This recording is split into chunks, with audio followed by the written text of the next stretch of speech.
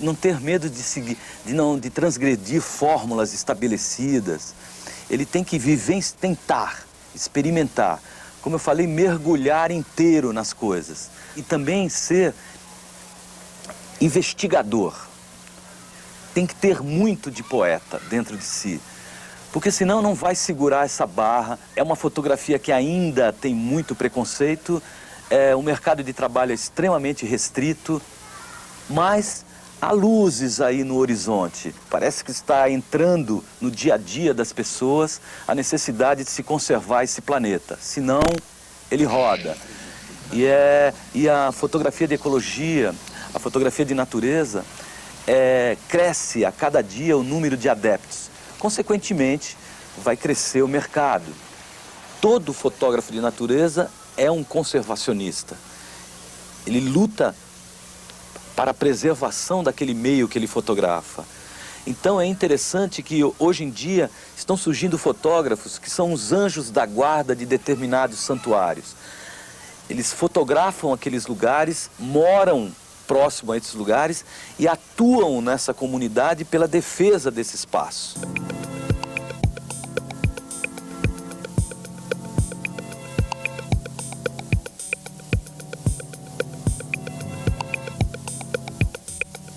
Você tem que estar totalmente perpendicular à cena. Porque se você tem um papagaio aqui, ó, e você que está fazendo com a 105 macro de baixo para cima, se você focar na cabeça dele, o corpo fica desfocado. Portanto, você tem que estar na perpendicular, né? Ou seja, colocar tudo num plano só para acertar o foco nele inteiro. Na cigarra aqui, na nossa querida aqui, você não tem chance, mas se você abaixasse isso, aí você trabalha na perpendicular aqui, certo? Araquém Alcântara tem o que ensinar, porque ele soube e sabe aprender com a natureza. No próximo bloco, vamos continuar acompanhando o workshop de natureza, conhecendo um pouco mais sobre os equipamentos que o fotógrafo usa nos ensaios e aventuras fotográficas.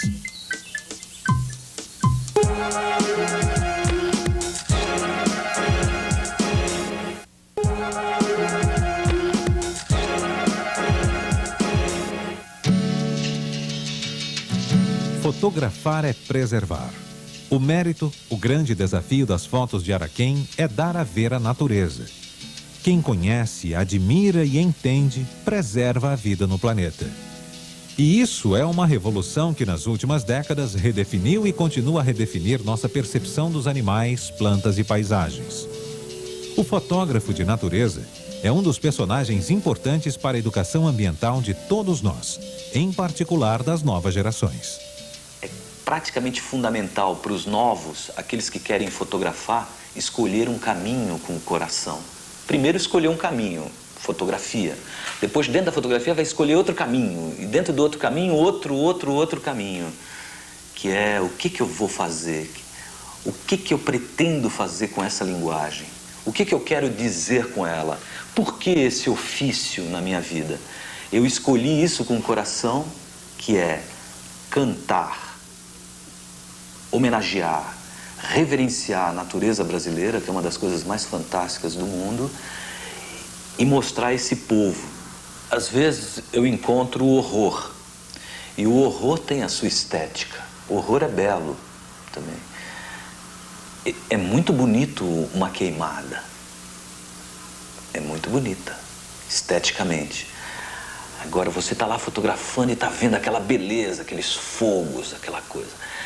Começa a ficar menos bonito quando você começa a ouvir os lamentos dos bichos lá dentro. E depois você começa a perceber que você só sente e percebe e toma consciência do horror quando você vê o bicho morto ali, todo carbonizado e tal.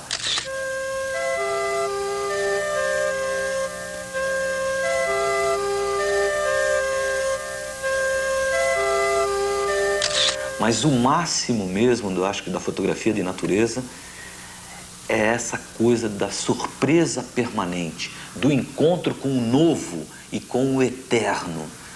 Por exemplo, é maravilhoso quando você está andando, outro dia aconteceu isso, você está andando, o cara falou que, puxa, aqui outro dia eu vi, tá, daqui a pouco, pá, tá lá a jaguatirica, em cima da árvore. O cara olha e te aponta e diz assim, olha ela lá, ou a onça.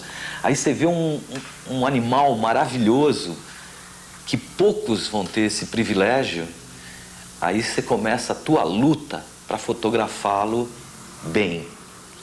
E essa história, aí já é outra história. Aí já tem que ter esse tripé básico, que é tecnologia, técnica e, acima de tudo, criatividade. Tem hora que você vai precisar ter uma tele 300mm, como essa, ou uma outra 300 na mão, porque essa não dá para segurar na mão, essa tem que usar o monopé, essa aqui já dá. Às vezes você tem que jogar uma pequena luz, ou mais de um flash para poder iluminar aquilo. Ou então você já pega, a coisa é uma grande paisagem, você já pega uma zoom 20-35 ou 17-35, você pode alcançar uma grande gama de distância focal. A minha fotografia não se prende a bichos e paisagens. O homem é muito importante nela também. Nesses sertões que eu ando, é que eu vejo o verdadeiro povo brasileiro, o verdadeiro dono dessa terra. E são essas pessoas que estão no centro da ecologia brasileira. São eles que sabem dos bichos, das ervas. Eles é que cuidam do lugar. E são pessoas sábias, amorosas, que ainda têm a inocência, ainda não foram impregnados desse veneno todo aí da urbe.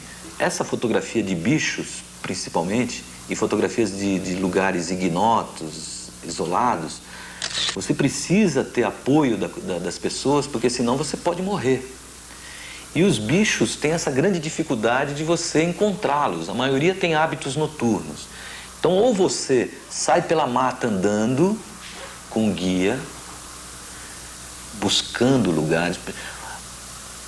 Por exemplo, se você está num Parque Nacional Grande Sertão Veredas, em Minas, você tem que buscar as veredas para fotografar, porque o bicho vai lá nas veredas beber água. Você pode armar uma blind, que é uma barraca, toda camuflada, com furos, e ficar num lugar que você já conheceu a posição do sol, e aí você pode fotografar. Bom,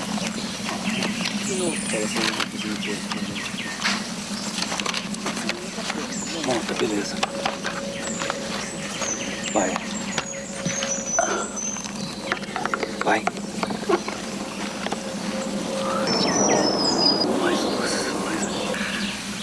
Que carão que ele teve.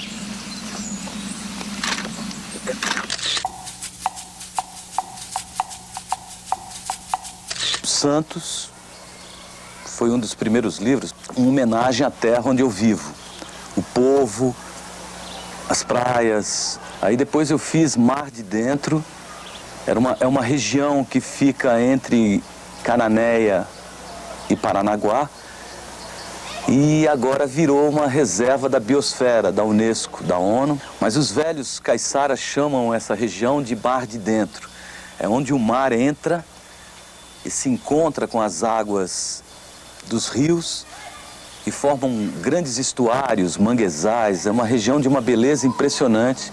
É considerada uma maternidade do Atlântico. Depois do Mar de Dentro, eu fiz Jureia, a luta pela vida, lembrando das questões nucleares e mostrando esse santuário que hoje está meio esquecido pelo governo estadual e é um lugar ideal para a educação ambiental de crianças e jovens. Fiz também o Brasil Retratos Poéticos, número 1, com os fotógrafos José Caldas e o Bruno Alves. O primeiro livro foi o Árvores Mineiras, com o Burle Marx. Bom, o último é um livro mais popular pelo preço mais barato, que chama Brasil, Cores e Sentimentos, editado pela Escrituras Editora. São 80 fotos de vários santuários brasileiros. O penúltimo, que está esgotado, agora acho que vai sair A segunda edição é o Brasil Iluminado. É um resumo de 3 anos de viagem logo após eu ter finalizado Terra Brasil. Primeiro registro visual de todos os parques nacionais. Com o Brasil Cores e Sentimentos, eu completei já 11 livros de fotografia editados no Brasil. O fotógrafo é um devoto da natureza que, com suas fotos, revela certos Brasis que o homem do mundo urbano desconhece. Com 30 anos de profissão, 11 livros publicados e centenas de aventuras na bagagem, Araquém Alcântara diz que ainda tem muito o que conhecer no Brasil e não se cansa de fazer planos para novas viagens. O máximo é quando alguém vê uma foto sua e sabe que é o seu estilo, sabe que é sua sem olhar o crédito.